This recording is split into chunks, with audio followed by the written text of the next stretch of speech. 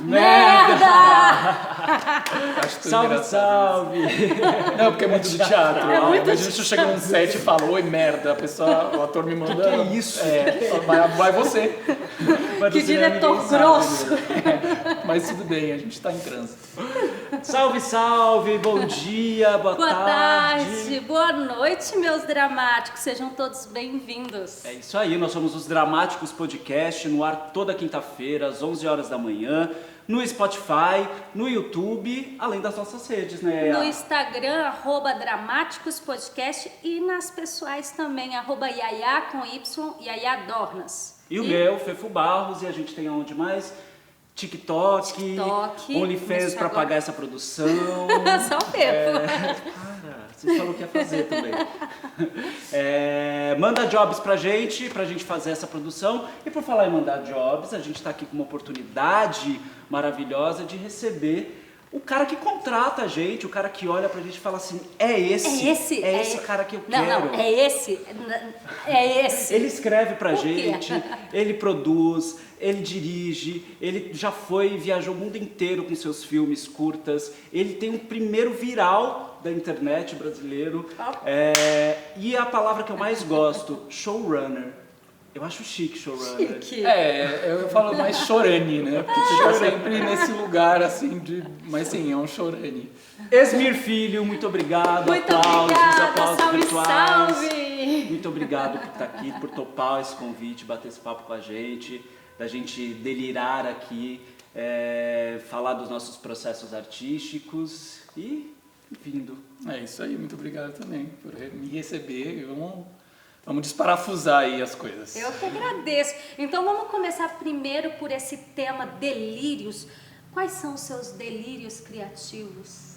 Delírios criativos, eu ando falando bastante sobre delírios criativos. Eu acho que é até um conceito que eu consegui concatenar, assim, de tantas coisas que vieram do processo de criação.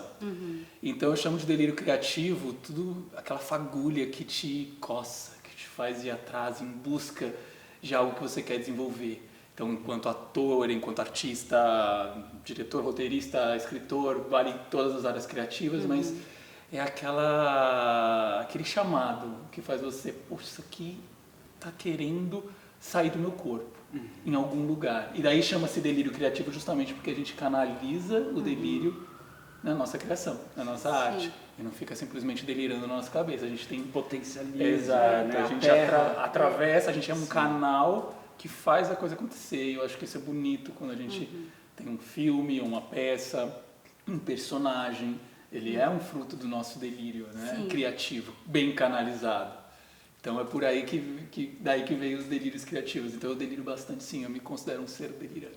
O Delírios Criativos é um curso que você vem aí ofertando para todos os artistas que querem, né, se encontrar, achar essa potência, né, em si, essa fagulha que você está falando. Como que surgiu esse curso? Como se tornou um curso? Como que é essa relação? Eu gosto muito de discutir processos de criação. Sempre foi assim. Eu fui aprendendo assim, faz 20 anos que eu já saí da faculdade, mas eu fui aprendendo que, para além de criar, eu gosto dos processos. Ou seja, dos mecanismos por trás do processo criativo.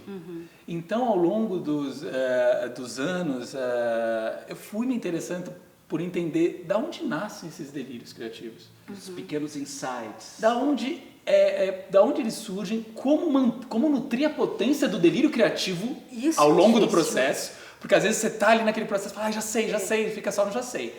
Como nutrir essa potência ao longo do processo e canalizar em narrativa, em personagem, em qualquer coisa que você vai criar. Então, eu percebi, né, por esse interesse, começar a estudar os mecanismos por trás do processo de criação, eu comecei a perceber que quando a gente para prestar atenção e estudar, a gente acaba criando uma intimidade com a linguagem que a gente está trabalhando. Aí isso faz com que lá na frente, quando a gente está criando, as coisas fluam melhor. Porque você você entende, ou então você estudou, você parou para pensar o processo de criação. Então ele é anterior à própria criação, entende? A gente estuda o processo para chegar na hora de criar e entender melhor, ou estar mais aberto aos caminhos e o fluxo que pode te levar à concretização da sua obra e da sua narrativa. Porque para nós atores a gente fica muito no campo aqui, né? Mental, né? Desses delírios, de pequenos insights, de ver uma coisa e querer transformar numa cena, numa coisa. Só que esse é o problema, a gente foge, né? Não consegue materializar esse delírio, ficamos muito aqui, né? Dentro... Não, é muito legal, porque o insight que me dá é sobre treinamento de ator. Quando eu penso no seu processo, nos delírios criativos, me parece um espaço de treinamento para a descoberta desses delírios, e esse treinamento, ele pode ser, nessa descoberta, ser transformado também. E até te perguntar, porque você já deve ter tido várias experiências que você viu alguém chegando com uma ideia, nossa, eu tô com essa ideia, mas na verdade era uma outra coisa muito mais profunda que você foi abrindo ali, descobrindo com esse ator, sabe? Com certeza, porque a gente fala dentro do delírio, são alguns mecanismos que a gente pode operar durante o processo de criação. Um exemplo é tentar sair daquele eu que a gente conhece. Sabe, o eu que a gente se narra, aquele eu do tipo, então eu sou assim, sabe, eu gosto disso, eu faço isso, eu acredito naquilo. Este eu não é interessante para o processo artístico. E sim, é o eu que a gente vai descobrir, é um eu novo, um eu desconhecido. É um eu que você permite perder o seu rosto. Então, nesse lugar de desestabilização, se você abraça essa desestabilização e não fica assim, porque tem gente que começa a ter medo da desestabilização. Né? Aquilo está me tirando do eixo, não, deixa eu focar e vou para lá. E aí você acaba perdendo o melhor do delírio, que é criar a partir do erro, do tropeço, dos percalços. Porque eu falo, é muito interessante para a gente percurso, mas é mais interessante os percalços. Então, se você... Eu adoro estimular quem trabalha comigo e quem faz esse curso a se abrir a esses percalços, a olhar através deles, porque daí é um jeito da pessoa, quando estiver criando, vai falar, pô, tá dando errado. Não, peraí, não tá dando errado. Lembrei ali do que eu falei com o Esmir, faz parte, talvez isso esteja querendo me mostrar alguma coisa. Então, por isso que ele é anterior ao processo de criação, ele ajuda muito, assim. Porque o ator chega pronto, né? O ator quer chegar pronto no lugar. Eu vou encontrar o Esmir, que eu vou fazer um teste com o Esmir, Gente, e aí agora eu preciso me montar. Eu rodei teste também. Não, eu nem gosto desse nome teste, eu tento sempre falar que é um encontro, porque e a minha maior, olha só, dicas para os atores, não preparem para um self-tape, se preparem o menos possível. Acho que muitos de vocês já sabem, mas é que tem muita gente que fala, agora eu tenho que ver a personagem. Não, preparação. A questão do self-tape já é um problema, é uma questão, ator, né? Principalmente para um filme. Vou fazer um filme e aí tem que entregar um self-tape daqui 2 dias para coisa. E aí você não tem um tempo do preparo, você às vezes não tem a pessoa que vai operar, que vai fazer uma réplica para você. E aí você acaba ficando vendido até. Né? Não, eu reconheço que existe um erro, tá? Já estou te interrompendo, porque existe um erro ali na forma como se propõe esses self-tapes, muitos deles. Sim. Eu acho que a gente tem que saber, eu como diretor, eu me proponho a entender a linguagem do self-tape para poder fazer uma proposta. Por exemplo, no Boca a Boca, como eu queria conhecer os meninos que fizeram, né, o self-tape, na verdade eu falava, como se estivesse postando na sua rede social, conta o que aconteceu naquela festa. Então, é natural que você pegue seu celular e conte. Você precisa criar isso para o ator, sabe? Dentro do self-tape. E não colocar um texto para ele poder estudar com uma réplica. Eu sempre falo assim, gente, preparação se faz junto. Ator e diretor, atriz e diretora, juntos, né? Então, assim, o melhor para uma self-tape é você chegar a você. Porque o diretor e a diretora estão ali também para sentir a vibração, para ver como você não só interage com a câmera, mas como você pensa. Porque o mais bonito é ver o ator pensando. A gente ama desestabilizado ali na sua frente, né? Eu proponho isso nos testes, encontros, eu sempre proponho umas surpresas, porque eu gosto de ver essa quebra, eu gosto de ver essa brecha. Que é onde é o melhor take. Exato. Né? Que sabe, né? que é vida, é vida, sabe? É nesse lugar que eu gosto mais, assim, então... Então eu estimulo muito isso, tanto no curso quanto em processo que eu faço com atores, tentar cada vez mais ficar à vontade ali para poder viver a partir do que você se esbarra, né? Você falou uma coisa que às vezes o ator trava ali, ai, errei. E essa palavra, né, do errar, eu sempre penso que não tem um lugar errado, né? Então eu queria que você falasse um pouco pra gente desses vários atores que, né, chegam e acham que está errando, e não, talvez você é um diretor, porque a gente tem diretores de várias formas, que você não vai achar que é um erro, é um percalço ali, né, um desafio, é uma possibilidade da gente reinventar, né, lidar com aquela questão ali, sabe? E só um adendinho para essa, um ator pode mudar sua ideia? Já mudou a sua ideia? A questão, você tinha uma ideia de uma coisa e o ator trouxe uma outra, falou assim, cara, é isso? O que eu tô pensando? Todo tempo isso acontece. Eu sou um cara que, eu, por exemplo, adoro perder meu roteiro pros atores. Maravilhoso. Assim, num lugar assim, tá, o que você tem pra me propor? Tem vários personagens, começando pela sua pergunta, depois volto pra sua, mas começando pela sua pergunta que já me instigou, assim, os famosos Duendes da Morte, não sei quem viu, mas, por exemplo, quando eu encontrei a menina que faz a personagem, que é um mistério da cidade, que faz toda a sua vida nos vídeos, eu tinha escrito ela gótica, dark, outro lugar. Quando encontrei essa menina e o universo que ela propunha, que era uma espécie de universo etéreo, mas uma beleza triste, ela reinventou o personagem, entendeu? E daí aquilo mudou completamente. As falas, ela falava tanto com silêncio que a gente perdeu as falas. Eu tirei tudo do roteiro, então eu acho que a atmosfera do filme. Enfim, e não foi algo que ela veio tão consciente também, porque ela nunca tinha trabalhado com cinema, então também tem isso. Tá no seu olhar, nesse lugar do tipo, olha só a proposta que está se colocando na sua frente, né? Mas você fala uma coisa muito importante, que é a terminologia. Eu proponho no curso, eu já começo abrindo o curso falando, gente, a gente vai jogar fora algumas palavras. Porque a gente não se dá conta o quanto as palavras nos influenciam no processo. E isso acaba bloqueando, essa coisa do bloqueio criativo, que as pessoas morrem de medo, tem a ver com, não só com a nossa postura, mas com algumas terminologias que a gente usa. Você usou o exemplo do errou, né? Tem outro exemplo muito básico que é, tô perdido. Não, você não está perdido, você está em busca. Se você focar que você está em busca, você foca em movimento. Você foca que ainda não sabe, mas vai chegar em algum lugar. Enquanto perdido, você está ali, se batendo. E assim, essas coisas são muito importantes a gente jogar fora algumas palavras para poder fluir criativamente, sabe? Outra coisa que falam muito, assim, sobre a troca, que é bonito enquanto ideia pensar numa troca, porque a gente está aqui. Só que eu falo, gente, para além da troca, porque troca ainda me remete ao capitalismo, o escambo, eu dou uma coisa para você dá uma coisa para mim, a gente vai embora e nunca mais a gente se vê. E na verdade a gente está falando do encontro, a gente está falando de duas ou três ou mais pessoas olhando para o mesmo horizonte, enxergando um horizonte além, que elas não poderiam escolher estarem chegando sozinhas, entendeu? Então eu falo, vamos parar de falar troca. Então eu começo a brincar com isso, porque você fala, vamos falar para compartilhar, vamos falar sobre encontrar. Né? Para além, né, a gente não percebe, mas esses vocabulários fundam a gente e acabam engessando, que é o que a gente não quer no delírio criativo. Né? Essa engessada, né, que a gente... E que o ator não quer de jeito nenhum, porque ele quer ter esse movimento de poder, né, se descobrir em vários tipos de personalidades, personas e personagens que são oferecidos, né? Por isso que o errei não é bem-vindo, quer dizer, o errar é muito bem-vindo, mas o parar... Oi, errei, não é tão legal.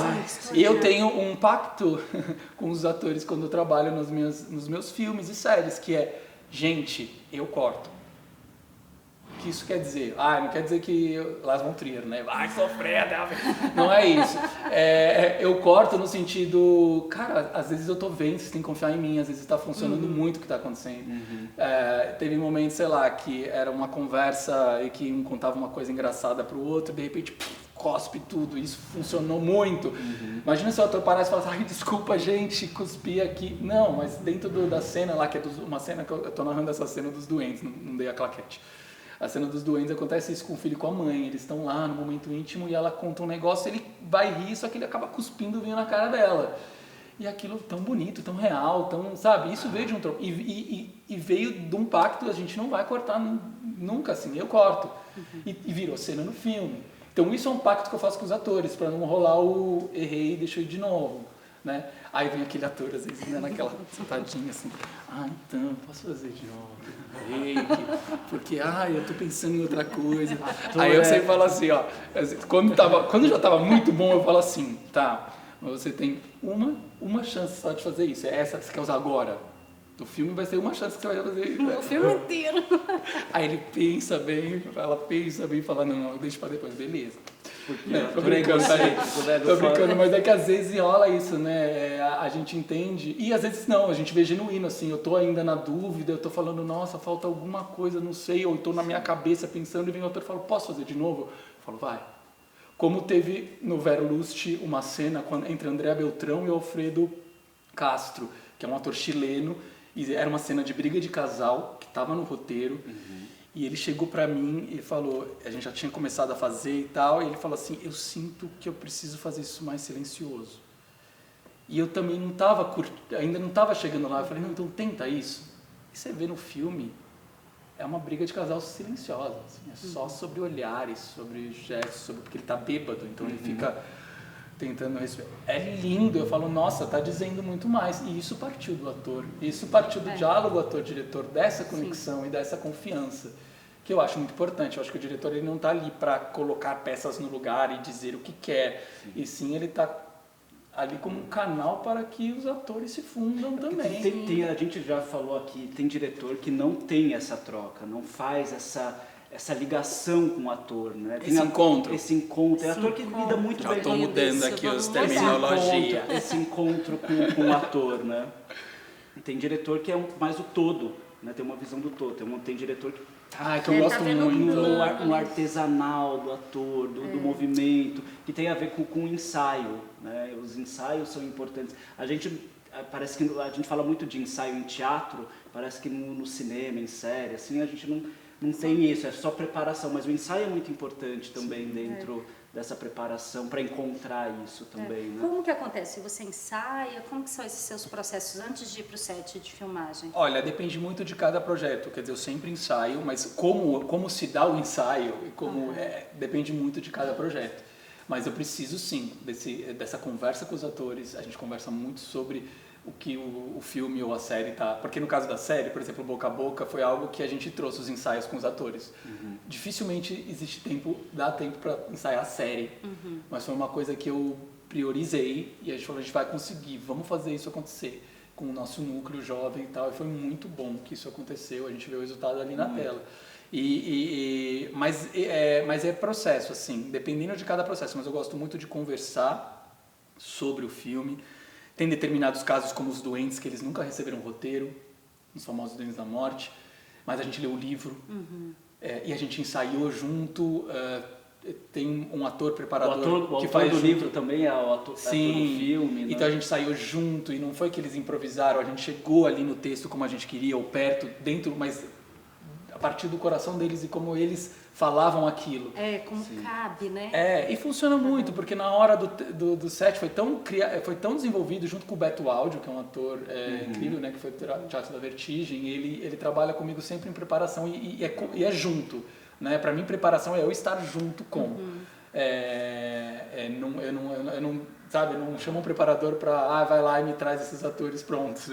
Porque vai montar, você consegue, pelo que ele está falando, você pode ir montando a cena ali junto, né? Sim, e começa às vezes antes de selecionar, a gente está na seleção, entendendo os personagens, mas não entendendo os personagens, assim, por exemplo, eu vou dizer, e eu sempre falava isso, nos Doentes foi assim, nos Boca a Boca também, a gente sabia que aqueles jovens estariam ali, mas alguns a gente ainda não sabia quem ia ser cada papel. Sim. Entende? Acontece isso. Eu acho um encaixe muito perfeito. Nossa, e daí, e vocês brincaram me falando sério, que eu sou, estamos aqui com quem olha e fala, é você e tal, não sei o quê. E eu tenho a máxima que eu falo, gente, eu não vou escolher ninguém, vocês vão se escolher. Porque quanto mais aberto você está ao processo, mais a gente vai vendo filme em vocês. Sim. E a gente vai entendendo. Tem muitas histórias de atores que trocaram de personagem, porque a gente entende ali no processo o que está acontecendo, sabe? Por isso que é muito importante, e é uma coisa que eu falo também em Delírios Criativos, é confiar e estar à altura do seu processo. Você tem que caminhar junto com ele. Cuidado para não estar muito lá na frente e muito lá atrás, né? De ir muito rápido, às vezes você acaba se atrasando. Então é importante você estar no processo e aprendendo. Então eu às vezes chegar, e não tem um ganhou o papel do outro, né? Tem muitas vezes que eu olhava e falava, nossa, tem dois aqui personagens. É o mesmo personagem, mas tem dois atores. esse aqui, o filme vai para esse lado, esse vai para outro. Que filme que nós queremos? É você, sabe? Você teria um filme tão lindo quanto, mas seria diferente, a gente sente isso, sabe? Então, por isso que eu falo assim, tem vezes, claro, que eu convido o ator, mas tem muitas vezes que eu... Que você escreve pro ator?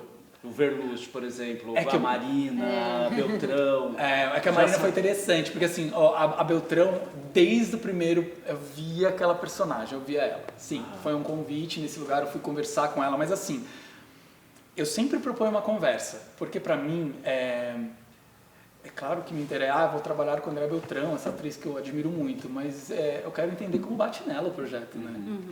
E foi tão lindo o primeiro encontro. Assim, de eu mostrar um teaser e conversar do projeto, ela começou a se emocionar muito e ela falou, eu sou essa criatura do mar. E isso me pegou tão forte, e aí é sobre isso também, entendeu? Não é sobre mandar pro agente e a pessoa ler, não, eu quero ver se a pessoa... Porque é um todo. Porque eu vou estar junto com ela ali. E daí foi lindo como ela abraçou esse projeto. Então, sim, desde da primeira versão, e ela foi lendo todas. Aí foi ótimo, porque ela foi falando coisas. Eu também compartilho muito com os atores o roteiro, eu gosto muito disso. A Marina foi uma coisa interessantíssima, porque eu tinha escrito um personagem que eu queria que fosse um músico, que eu queria que fosse compositor, que eu queria brincar com a ficção de um disco.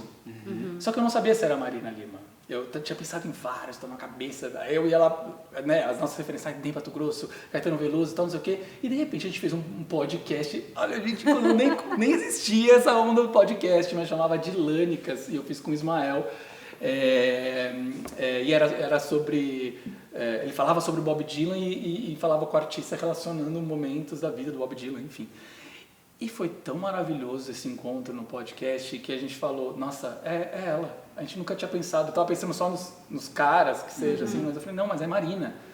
E aí eu repeguei esse roteiro e reescrevi em cima do disco Marina Lima, com as músicas ali e brincando com essa ficção, ficcionalizando esse passado. E aí apresentei pra ela, do tipo, você tá pra fazer isso? Porque a gente vai brincar com a cabeça dos espectadores. Não é a sua história, mas a gente tá ficcionalizando ela. E ela é uma pessoa que sempre soube se reinventar e ama isso e topou. Então tá vendo? Às vezes é isso. Agora, a gente tava falando de duendes, que é todo um processo, né? Atores jovens começando do boca a boca. Sim. E a gente tá falando de pessoas tanto que estão aí há muito tempo ou que nunca pensaram em atuar no cinema, que é o caso da Marina, que depois eu tinha que ficar assim, era maravilhoso assim. E novamente o encontro, né? Sim. Porque aí as escolhas se dão por esses encontros que vão acontecendo na trajetória, na vida mesmo. Total. E sabe que uma faz aniversário dia 14 de setembro, outra no dia 15, daí aí começam outras coisas a acontecerem. Vai criar as coincidências que todo mundo quer estar ali, né? E que daí eu falo, não é coincidência, sabe? É justamente... Não, é justamente isso, são esses vetores de desejos que te levam... Fez com que todos estivessem ali nesse lugar. Eu acho que aí quando você saca que um projeto tá rolando. Sabe aquele lugar quando você olha e fala, nossa, eu ouvi essa música justo agora. Nossa, eu tô aqui criando, eu não acredito que você me ligou. Gente, não se iludam, isso não é uma coincidência. Isso é simplesmente você tá aberto ao seu desejo chama, ele te leva, ele te faz enxergar. E aí você delira, e aí você fala, eu tô no fluxo. O projeto que acontece e tem essa potência de acontecer é aquele que vai angariando as pessoas, as coisas. E é aquele que o brilho dos olhos de todos brilham. Né? E torna-se o quê? Um delírio coletivo. Um delírio coletivo. E aí que veio o cinema, que é um delírio coletivo, que eu acabo falando. Que é um delírio coletivo. É um delírio coletivo, gente. Um delírio coletivo. Só que todos têm que estar juntos no mesmo barco, né? É porque é mais difícil um pouco no cinema. No teatro a gente consegue esse delírio conjunto, né? Todo mundo tá aqui, mão na massa, mãos à obra. No cinema tem é um pouco mais difícil você... Ele é mascarado de hierarquia. Eu não queria usar isso. Ele é só mascarado. Eu não queria usar isso. Porque todo mundo sabe muito bem se comportar dentro das relações de poder ali que envolve.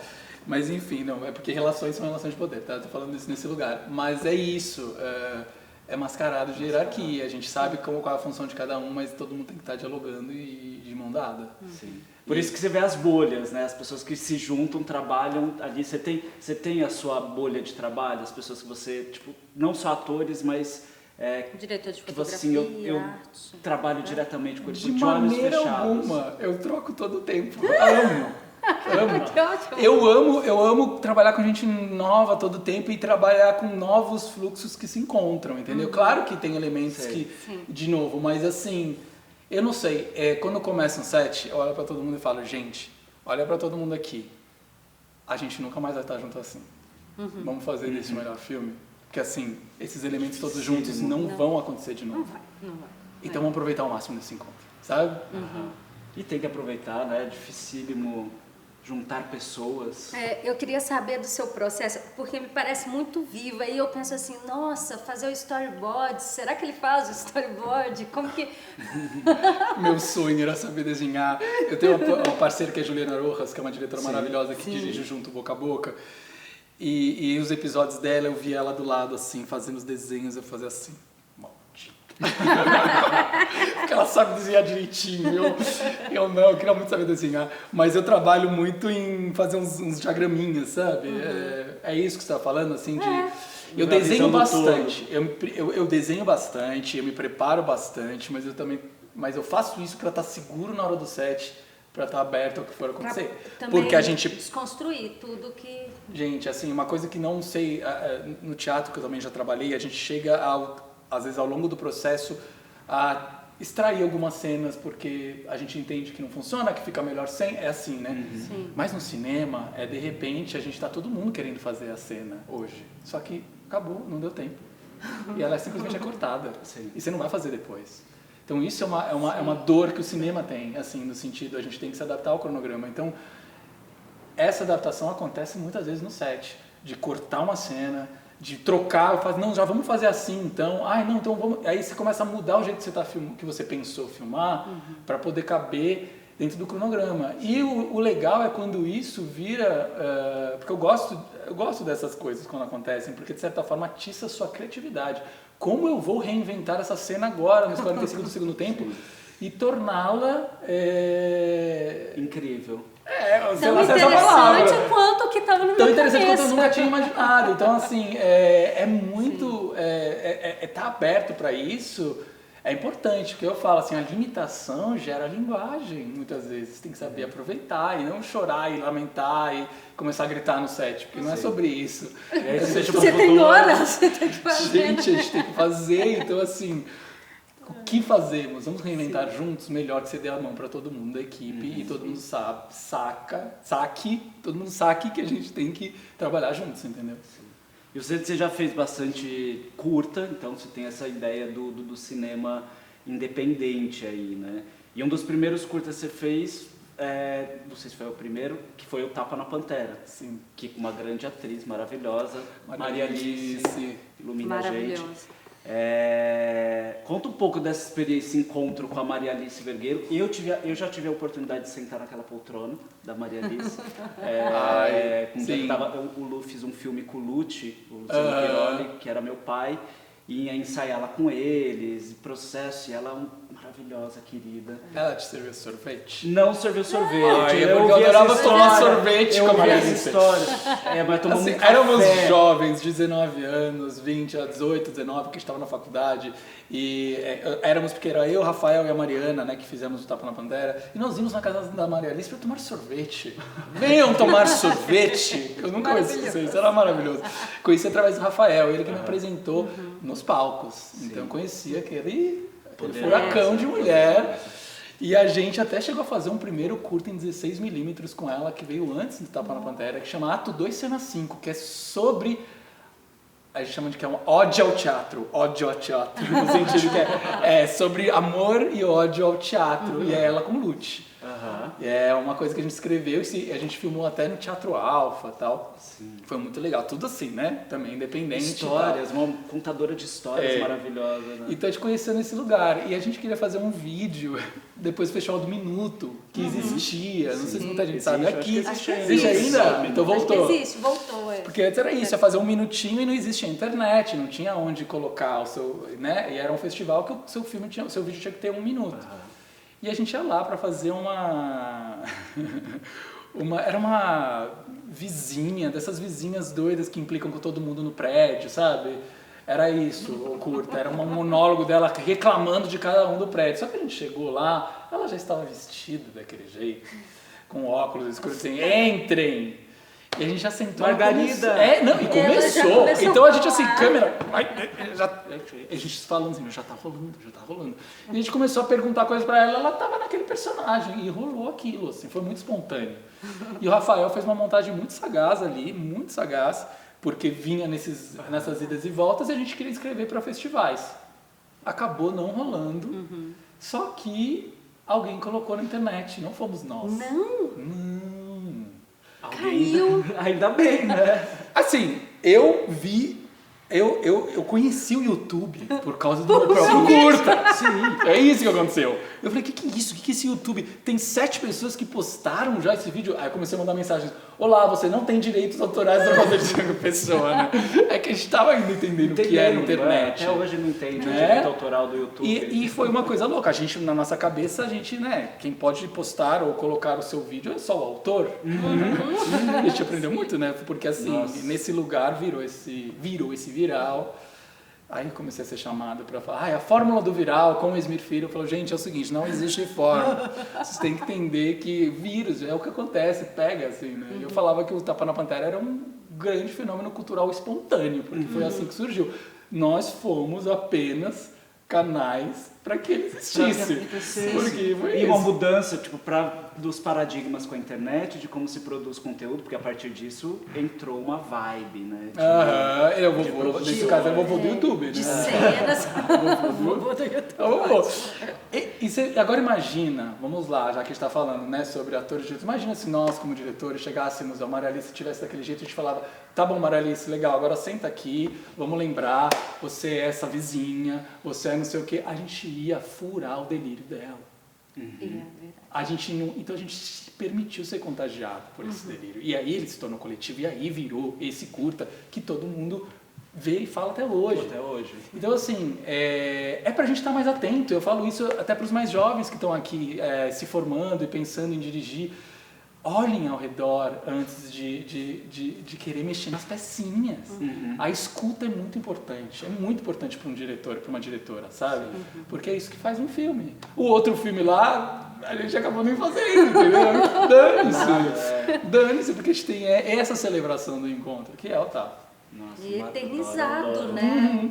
Eternizado. Um filme que está na internet e todo mundo consumiu. Isso, para mim, assim, é um marco de como que as pessoas consumiram, porque tem 3 minutos e pouco, né? E hoje a gente está com esses conteúdos tão instantâneos. O que você pode dizer para a gente, pensando... Porque, querendo ou não, era um vídeo curto de 3 minutos, mas ainda tinha aí um tempo considerável. Hoje são 15 segundos e a galera já está passando. Olha, eu não sei se também por ter vivido a transição toda, né? Eu lembro de eu ainda... Olha, gente, eu tenho 40 anos. A gente é ponte. Então eu acho que quem está na transição vive viveu já todos esses momentos, desde... Eu alugava VHS no primeiro ano de faculdade. Gente, passar a transição. Só que não quer dizer que agora eu quero o que a VHS. Não, eu realmente uso streaming, enfim, vejo online. Então o que eu quero dizer é que eu passeio por esses formatos. O que me interessa é a potência de cada formato, de cada duração. Então assim, eu amo ver filmes contemplativos, filmes que eu vá para a sala de cinema, apaga a luz, ou mesmo na minha casa eu consigo ver isso também, porque tem gente que não consegue ver em casa. Eu vou no cinema para ver esses filmes, porque em casa eu fico parando toda hora. Consigo ver séries e amo stories, amo memes, eu dou risada. E aí eu fico assim, você tem que potencializar no seu formato, no seu suporte. O que você não pode é tentar fazer uma coisa de outra. Então, entender muito bem esse suporte para poder jogar e brincar com ele.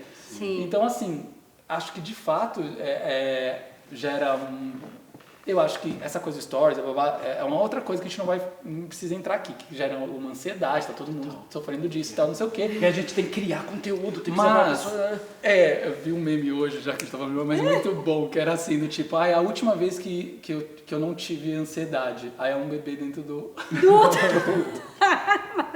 É isso, é um mal, assim, que tem a ver com a velocidade das coisas. Mas, tá bom, vai. Em termos de linguagem, é saber usar a sua linguagem, entendeu? E eu acho que quem trabalha com isso sabe usar muito bem, porque também vive essa linguagem, né? Não, só ia complementar que eu acho que tem muito a ver com a questão da escuta e saber aproveitar o tempo também, né, das coisas que a gente estava falando.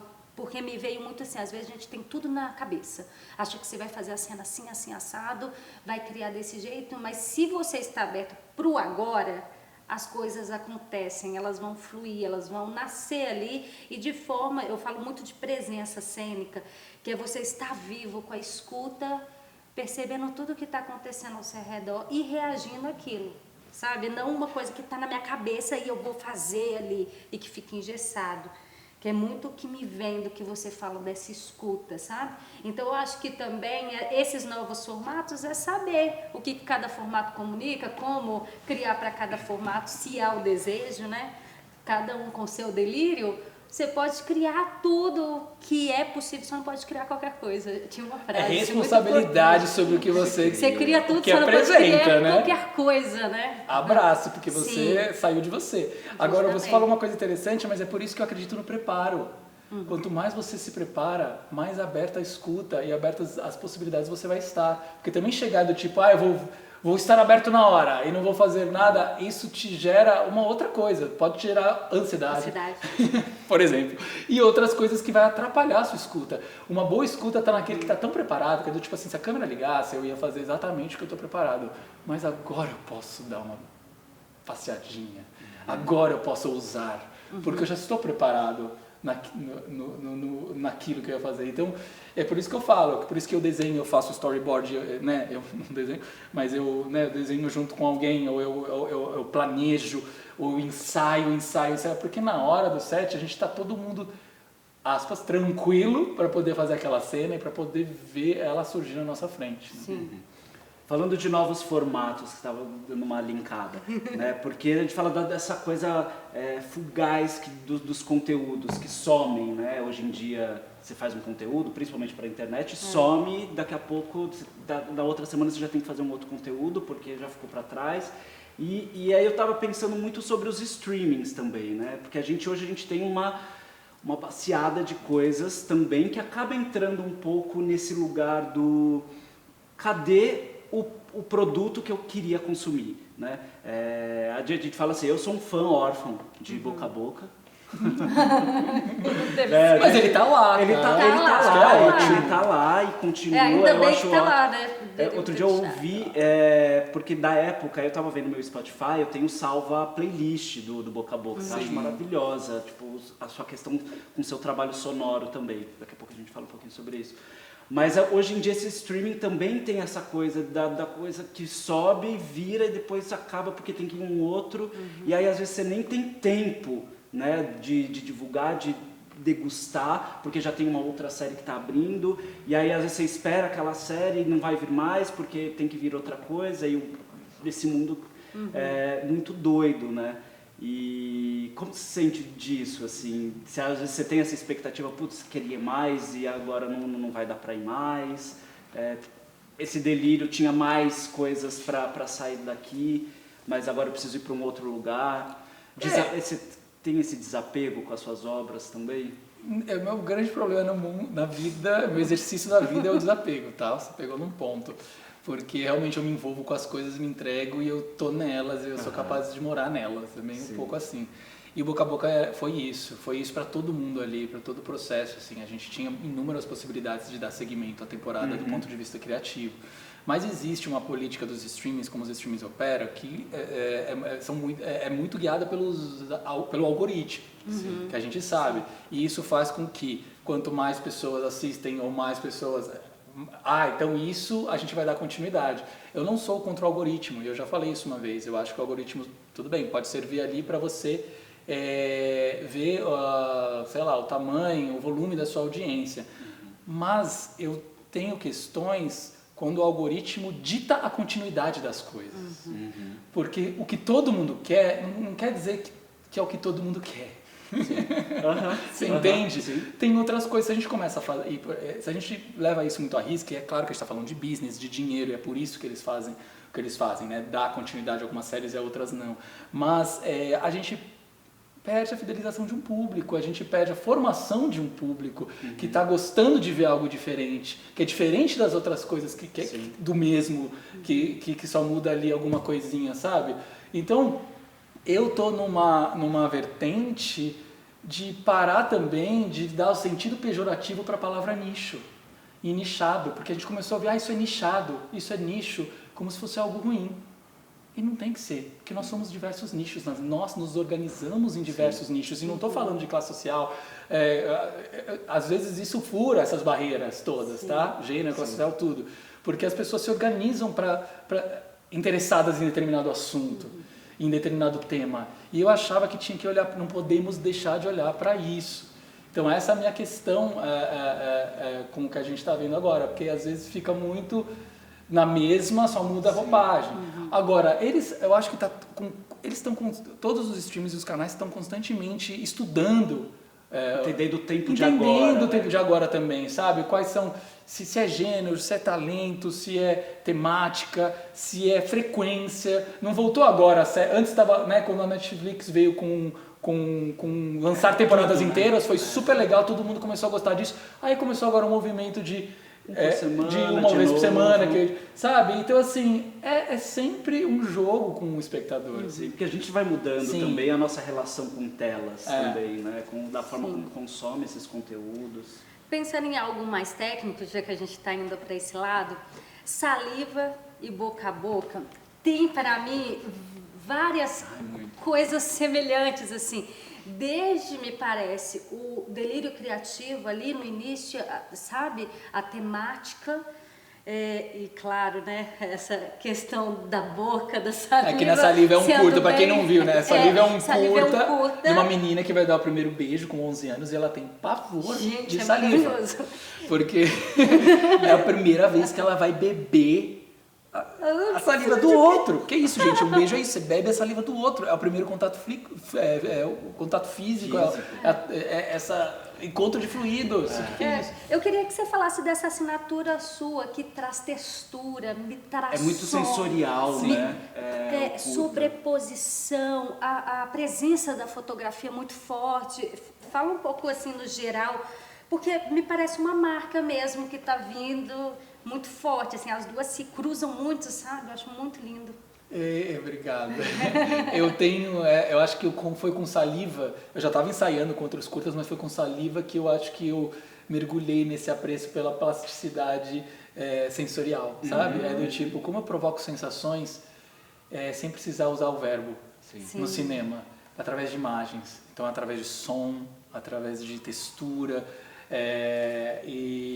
porque a partir dali eu sinto coisas, né? E eu lembro muito bem, e isso me remete a um filme que eu vi quando eu era mais jovem, adolescente, que é o Noites de Cabiria. Tem um final ali que eu lembro que eu terminei, e como eu fiquei muito emocionado, eu não sabia por quê, sabe assim, no sentido, eu não sei, eu senti alguma coisa, mas eu não sei o que foi, e eu falava, cara, eu queria fazer isso no cinema. Sabe, para além do entendimento da trama, é causar sensação nas pessoas, que as pessoas saiam desse curta molhados, igual essa menina se sente. Então é um lugar que trabalhar esse sensorial. Eu comecei a fazer um sistema de imagens ali e funcionou em todo o processo, tanto da parte criativa, mas também quando a gente foi desenvolvendo ali com a direção de arte, com a fotografia, com o desenho de som. Sim. E eu curti isso. A partir daí eu trabalho em todos os meus projetos, tem muito disso. Essa ligação de todas as áreas, né, da fotografia com o som. E com a verdade nos atores, né? Que a gente fala a verdade nos olhos dos atores. Mas quer dizer, quando o ator está ali presente e vivo e vivendo aquilo, a câmera pode estar em qualquer lugar. Você entende? Que pega, né? Porque você vê a emoção da menina ali debaixo d'água. Você entende até? E é porque o ator está presente. Então não é só sobre firulas audiovisuais, não, é sobre expressividade cinematográfica. O ator está presente. A gente está dialogando, né, arte, fotografia e som para contar ou para transmitir ou passar aquela sensação. Eu adoro filmes, e gosto de trabalhar com isso também, que mostra o estado dos personagens, é o que você sente o que os personagens estão sentindo, assim. E tem em relação ao sonoro, a música, que também tem a ver. A música é um estado sempre de alguma coisa que te remete, né? E como você utiliza a música para também puxar esses estados de... tinha uma comunidade no Orkut, minha vida é um musical, minha vida é um videoclipe, alguma coisa assim, porque você sempre tá num momento que parece que uma música encaixa com esse momento e que também te dá uma sensação também para ir pra cena, que te remete a alguma coisa, né? A coisa da música e do som é algo surpreendente, porque tem um detalhe, voltando, né, no processo, como funciona o nosso corpo.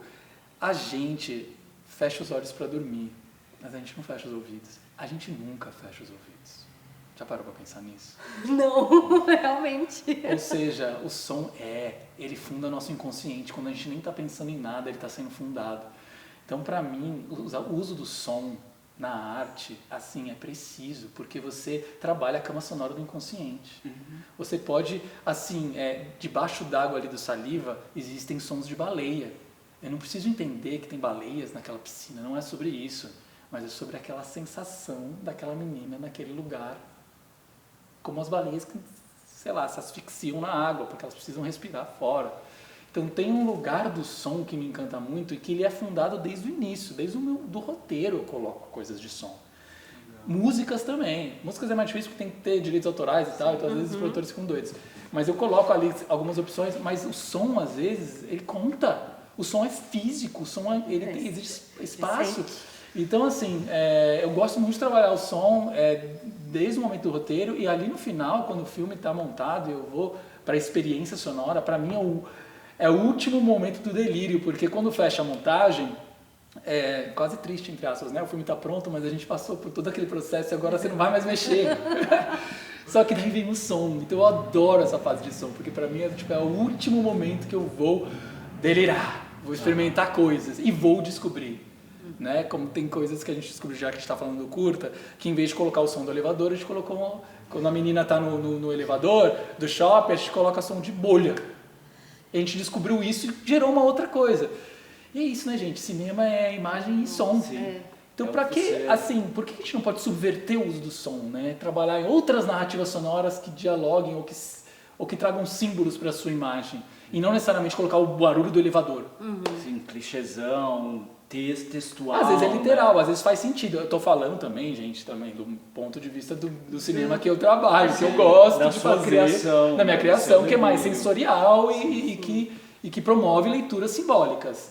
Mesmo que esteja no cotidiano, porque são todas situações do cotidiano, o filme tem uma fuga pro simbólico, sempre, nos meus filmes. Eu curto isso. Ele é realista, porém tem esses respiros quase imaginário, assim, a sensação que você entra dentro daquela menina de 11 anos. E é outra coisa também, é algo que todo mundo passou o primeiro beijo. Então, é algo que você vai se identificando muito com as sensações. Quando aparecem os pés deles molhados, eu até assim, trouxe isso para o meu corpo, sabe? Então, assim, eu acho isso muito mágico, de você poder estar ali no campo realista da história, contando uma narrativa super que as pessoas se identificam e navegando por esse universo fantástico, imaginário, sabe? O Saliva é de 2007. Sete. Né? Eu acho que tem uma cena do celofane, que eles estão se beijando, quando eles se beijam no celofane, que aí me remeteu muito boca a boca. Falei assim, o que ele fez para daqui em 2007 chegar até aqui em 2020, eu acho que foi 2020, boca a boca, né? Para essa criação, com essa cor, com esse neon, com esse som, né? Eu assisti os dois, então você consegue fazer essa ligação, né? De ver, eu falei assim, olha a identidade do Esmir aqui, né? Dentro da obra dele. O boca a boca ele faz isso, ele abraça muitas coisas que eu vinha fazendo no cinema. Vocês pegaram o Saliva, que é o que é mais evidente ali, porque tem o beijo, né? O boca a boca é um vírus que passa pelo beijo, então todo mundo começa a entender Tem dado episódio onde existe essa camisinha do beijo, que eles começam a dar celofane e máscara de celofane para as pessoas se beijarem. Fala, gente, que loucura, que coisa surreal. Quando eu já tinha feito lá no Saliva, no imaginário dela, é o lugar do celofane como proteção. E discute um pouco, né, a questão da gente estar sempre tendo que ter essa plástico e borracha que nos proteja do outro, do fluido do outro e tal. Mas, por exemplo, o Boca a Boca também se passa no interior, assim como os doentes se passam no interior, onde existem jovens que moram naquele interior, naquele visual, entre aspas, bucólico, mas assim, mergulhados na internet. Totalmente conectados. Nossa, então isso trouxe dos doentes. Aí, por exemplo, Alguma Coisa Assim, que é um filme que também está no Netflix, que foi um curta que virou um longa, é sobre uma relação sem nome. Tô aqui com a camiseta, alguma coisa assim. É sobre uma relação sem nome, as dores e delícias de uma relação que não tem nome, que é uma relação livre e é o que eles vivem lá no Boca a Boca, no sentido como os relacionamentos estão se organizando hoje. Então é engraçado como o Boca a Boca ele concatenou assim muitas coisas que eu venho já explorando no audiovisual. Assim. E tem a oportunidade da série ser um espaço maior, né, de poder abrir mais camadas também de criação. Agora isso veio naturalmente, sei lá, organicamente. Quando eu estou trabalhando lá no desenvolvimento, vinha vindo essas imagens, essas coisas, eu vinha trazendo. E foi minha primeira experiência. Eu já tinha trabalhado na série Alice, no começo do desenvolvimento do HBO, que era do Karim. Fiz também criei uma série junto com o Rafael Gomes, que é o Tudo Que É Sólido Pode Derreter, na TV Cultura. Mas acho que foi o primeiro como showrunner, que a gente vai do início ao fim, tá? O showrunner é aquele que desde o início apresenta a ideia, escreve, acompanha toda a sala de roteiro, né? Junto com os outros roteiristas. Que é o que senta com não necessariamente dirige, ele tem poder, ele tem o lugar de saber o orçamento, porque ele vamos dizer que ele precisa ter soluções criativas para trabalhar dentro do orçamento, e ele comanda a sala de roteiros por causa disso, chefia a sala de roteiros, e ele tem que estar até o final, até a entrega do episódio para o canal. Não necessariamente ele dirige, mas no Brasil, assim, no meu caso, eu gosto de escrever e dirigir, então eu também dirigi. Então ele passa por todo esse processo. Por que eu estou falando isso? Porque ao longo do processo vinham vindo essas imagens, vinham vindo assim, coisas que remetiam ao meu próprio trabalho, né? Não sei, aí foi a primeira série que eu pude fazer isso dessa forma. Então, talvez foi muito natural que viessem as coisas que eu vinha discutindo em filmes, né? Você falou dessa parte de edição, de todo o processo. No caso do Boca a Boca, a gente tem uma plataforma de distribuição. Fala um pouco pra gente desse olhar, né, de diretor/produtor, quando você vai distribuir os festivais, qual produto para onde, sabe? Um pouco, porque é menos criativo, eu diria, essa parte, mas até burocrático. A burocracia existe até na arte, né? Tem que ser criativo também, tem que ser criativo, sendo burocrático, é uma coisa que eu trago. Porque assim, eu aprendi muito ao lado da produção quando eu produzi os programas da minha irmã. Minha irmã é a Sara Oliveira. Ela já foi VJ da MTV, trabalhou no Multishow e tal, mas todos o Multishow na Globo e tal. Só GNT. Que no GNT, todos os programas que ela fez, eu produzia. Foram produções minhas, eu criava junto o formato com ela e produzia. E foi um momento que eu lidei muito com o canal, muito com a Globosat, e eu aprendi muito isso. E não era um projeto meu, tinha outra pessoa dirigindo, né, a Vera Egito que dirigia e tal.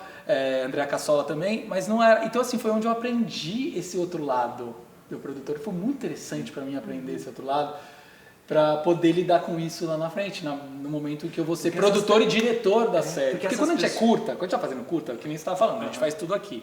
E a gente acaba sendo produtor, ator, tudo, né? É isso. Só que dentro de um lugar grande, assim, né, as responsabilidades são maiores, né? Um canal e tal, não sei o quê. Você tem muito que aprender, entender como funciona o jogo da venda, como fazer essa ponte, né, da sua criação para o que o canal espera, ou a diretriz de um canal, como dialogar isso, sem perder o seu delírio criativo, sem perder a sua fusão e seu desejo, entendeu? Mas fazer trabalhar a partir daí. E eu sempre tive diálogos muito legais com esses canais, com tamanhos diferentes, assim. no sentido assim... Eles dependem da gente também do seu lado criativo, claro, para também ter, né, um jogo deles é business, mas também precisa aqui um tato. O incômodo de alguém, seja do canal, seja do lá, é sempre bom você entender enquanto criador. Por que aquilo está incomodando? Assim, não estou falando do incômodo no sentido, vamos lá cutucar a ferida para incomodar, porque é para isso que existe mesmo a arte. Tudo bem, legal.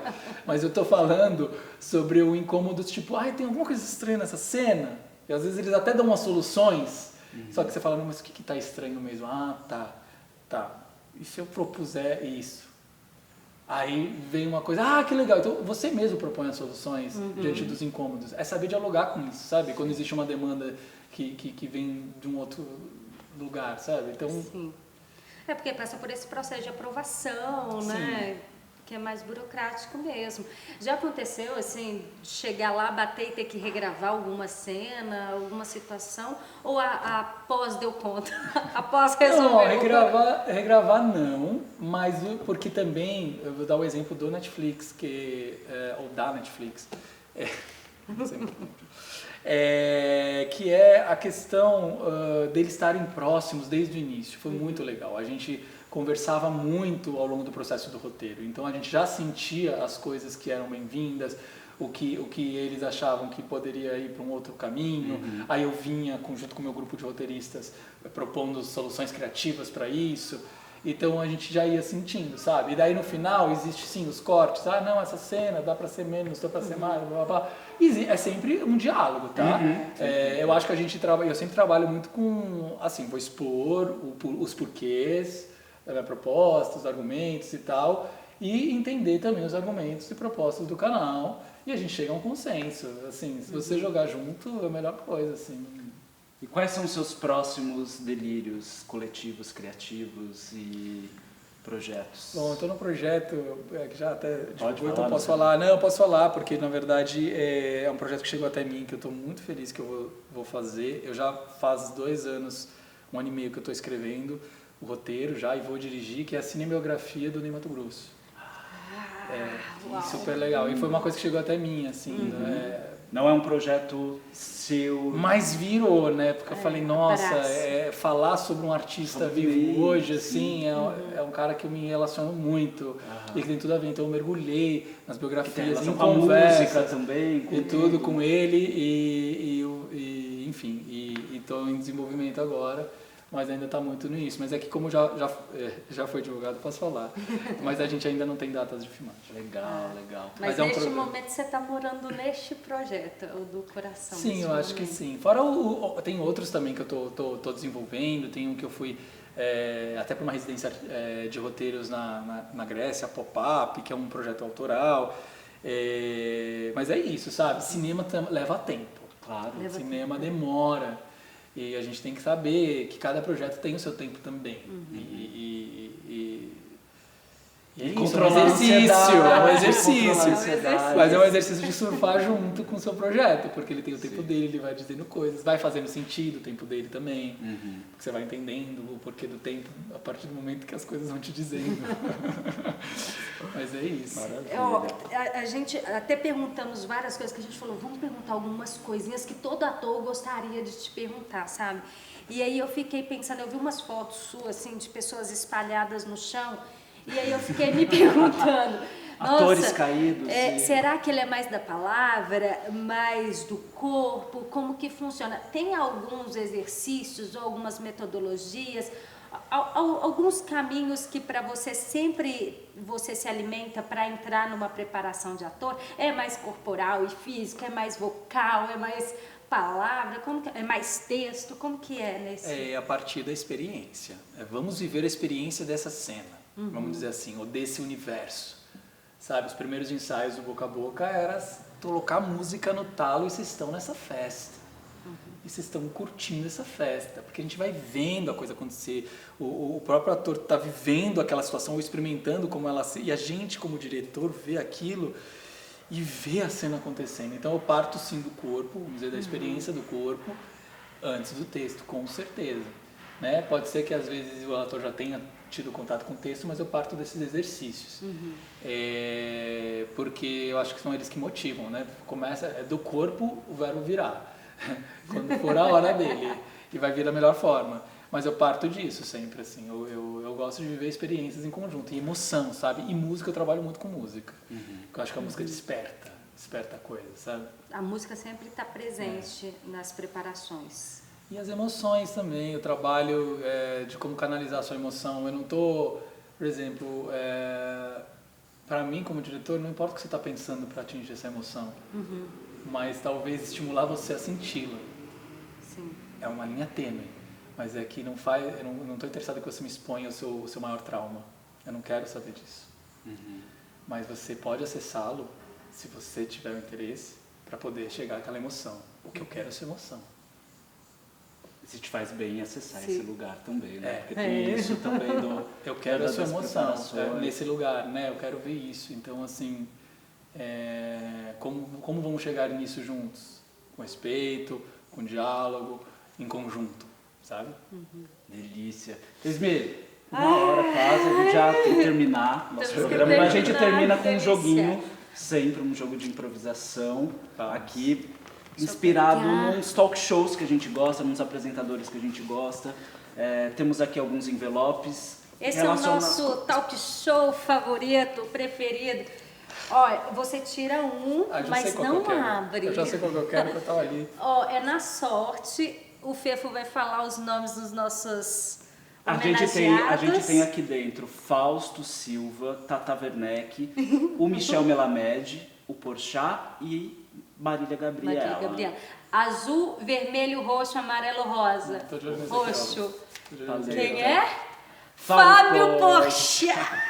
Maravilha. Gente, lembro do Fábio, quando ele fazia um curta, junto quando eu tava fazendo um curta meu, eu acho que da Pantera, existia um curta que o Ian, que fazia Porta dos Fundos, mas naquela época, gente, que chamava O Lobinho Nunca Mente. E era o Fábio Porchat de Lobinho, né, que é do escoteiro. Vamos procurar esse curta. Maravilhoso! Ele, assim, jovenzito, eu via esse curta sempre tinha em festivais juntos, assim.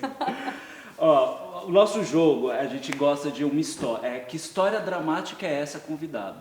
A gente quer que você conte uma história daquele drama de um set, mas que de repente você achou que era um drama, de repente vira uma comédia, que depois você fala assim, nossa, que história épica, uma história de drama da sua vida artística. Inesperada. Vou contar um aprendizado. Que vem do Curta Saliva, já que vocês gostam tanto. O Curta Saliva, quando a gente teve esse encontro com a atriz, a menina de 11 anos, que viria a ser a nossa atriz, que crianças são assim, né? A gente tem que lidar com a espontaneidade, e é sempre uma brincadeira. Só que ela nunca tinha beijado também. Eu fiquei pensando. Então. Só que, a princípio, ela estava assim, claro, vai ser ótimo, vai ser incrível, vai ser atriz. E a gente começou a perceber ao longo do set, das filmagens, que ela começou a ficar muito tensa, muito angustiada. Muito angustiada. Eu falava, gente, não, o que está acontecendo? Eu não posso fazer isso com essa menina. Eu não posso promover a pressão social que a menina do filme está fazendo. Eu não sou o Lars von Trier. De novo, eu tenho um pouco de trauma do Lars von Trier. É que eu acho que, enfim, cada um com seus processos. Amo os filmes dele, amo de paixão, mas é que os processos, eu acho assim, eu tenho outro lugar. Mas, e ela não ia beijar. Eu falei, gente, eu não vou fazer essa menina beijar. Vamos deixar o beijo para depois. E depois, dia 2. Os produtores começaram a falar, tem que trocar essa menina, a gente regrava as cenas, não vai dar para fazer. A gente pega tem outra menina aqui do standinho que a gente pode fazer, ela pode ser a menina, a gente refaz, regrava, porque tinha muitos takes do beijo. E eu comecei a filmar de um jeito para não aparecer tanto o beijo, para chegar até o momento que a gente ia ter que fazer a hora do beijo. Tanto que tem uma cena do que ela que pedem ela para ficar, e ela fica assim, é muito real tudo aquilo. Foi daí, e assim, eu estava num lugar que eu falei, gente, eu não vou trocar essa menina. Em algum lugar eu escolhi essa menina, e ela tá aqui fazendo esse filme, eu não vou fazer isso com ela. E aí que eu tive uma ideia. Por que não colamos um celofane na boca dela? E eu fui contar isso pra ela. Ela ficou muito feliz. Eu falei, gente, a solução está na própria narrativa. Como a gente não abre os olhos e não vê? Você entende? Está no nosso nariz. Por que a personagem consegue se imaginar beijando um menino? Porque existe um celofane que a protege. E a gente fez isso. E foi maravilhoso. E dá a liga. E ela foi dar o primeiro beijo dela em outro lugar. Não precisou sobre isso. É uma senhora história, né? Nossa. Sobre dramaturgia, sobre processo, sobre aprender que o processo contém a linguagem do seu filme. E imagina se eu tivesse dado ouvido aos produtores. Trocar a menina. Ia ser outro filme. Você não tinha o presente? Ia ser outro filme.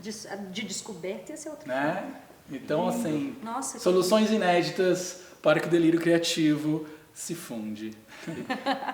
Esmir, pra gente encerrar, uma dica para as pessoas que escutam, que assistem a gente, ampliarem seus delírios criativos, um livro, um filme, um movimento, uma coisa...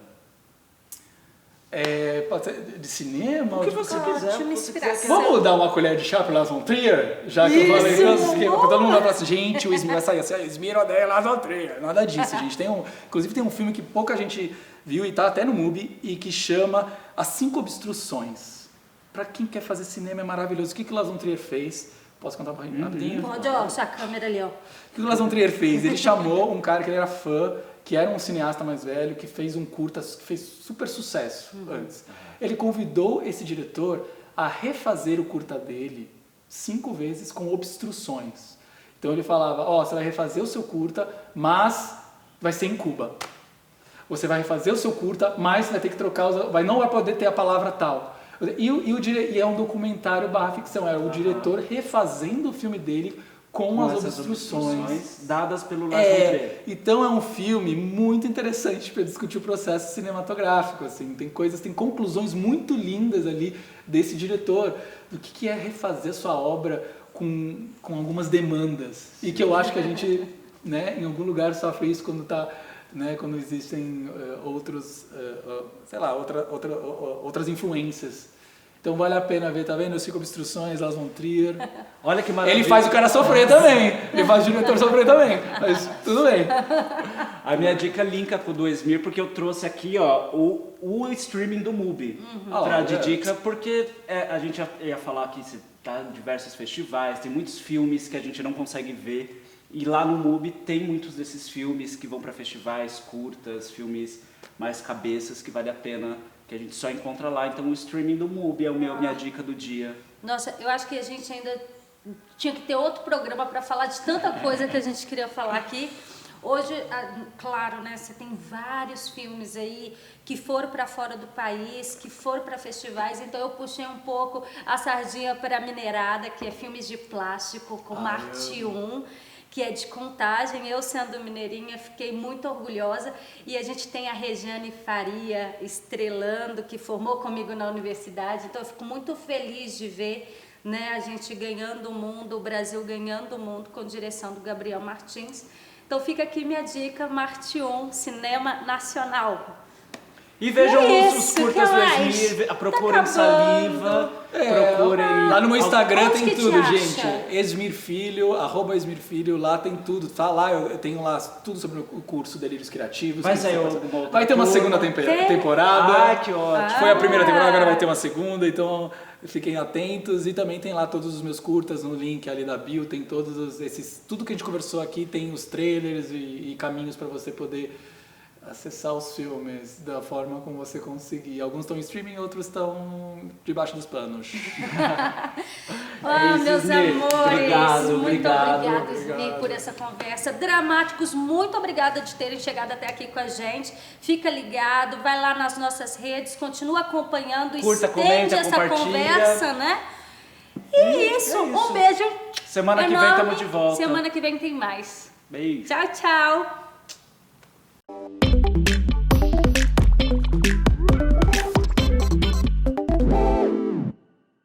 Este episódio foi gravado no Teatro de Arena Eugênio Kuznet, em São Paulo, em maio de 2023, a partir do edital de ocupação de espaços da Funarte, em parceria com o Ministério da Cultura e o Governo Federal.